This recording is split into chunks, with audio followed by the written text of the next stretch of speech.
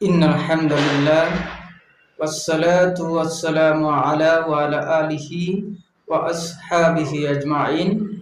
সম্মানিত দর্শক, এই মুহূর্তে যেখান থেকে দেখছেন, কাছে এবং দূরে, দেশ এবং দেশের বাহিরে, সবাইকে আমার পক্ষ থেকে হৃদয়ের ইমনানু সালাম। আসসালামু আলাইকুম ওয়া রাহমাতুল্লাহি ওয়া বারাকাতুহু। সম্মানিত দর্শক, আমাদের মাঝখানে ইতিমধ্যেই রজব মাস চলে আসছে।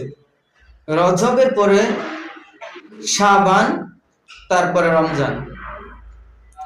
এই ক্ষেত্রে বিশ্বনবীর একটি হাদিস, নবীজি মুহাম্মদ সাল্লাল্লাহু আলাইহি ওয়াসাল্লাম সাহাবীদেরকে ডেকে বললেন, ও আমার সাহাবীরা, তোমরা যখন রজব মাস এবং শাবান মাস চলে আসে, এই সময় একটি দোয়া পড়ো, আল্লাহুম্মা বারিক লানা ফি রজব ওয়া শাবান ওয়া বাল্লিগনা রমাদান। আল্লাহ রাব্বুল আলামিন তোমাদেরকে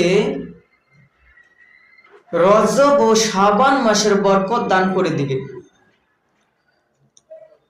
সম্মানিত ভাইরা আমার, যেহেতু আমাদের মাঝখানে রজব মাস চলে আসে, রজবের পরে শাবান, তারপরে রমজান, এই ক্ষেত্রে আমরা একটি দোয়া পড়ব, আল্লাহুম্মা বারিক লানা ফি রজব ওয়া শাবান ওয়া বাল্লিগনা রমাদান। আল্লাহ রাব্বুল আলামিন আমাদেরকে রজব ও শাবান মাসের বরকত দান করে দিবে। এই শাবান মাসে এত বরকত, আল্লাহ রাব্বুল আলামিন অনেক অনেক নিয়ামত রেখেছেন। আল্লাহ রাব্বুল আলামিন আমাদের জন্য অনেক অনেক নিয়ামত রেখেছেন, অনেক অনেক বরকত রেখেছেন। শাবানের বরকত আল্লাহ রাব্বুল আলামিন একটি বছর আমাদেরকে দিয়ে দিবেন। সম্মানিত ভাইরা আমার, আমরা এই শাবান মাস, রমজান মাসের বরকত যেন দান করেন, সেই তৌফিক আল্লাহ তাআলা দিয়ে দেয়। এই বলে আমার বক্তব্য শেষ করছি। ওয়াখির দাওয়ানা আনিল হামদুলিল্লাহি রাব্বিল আলামিন।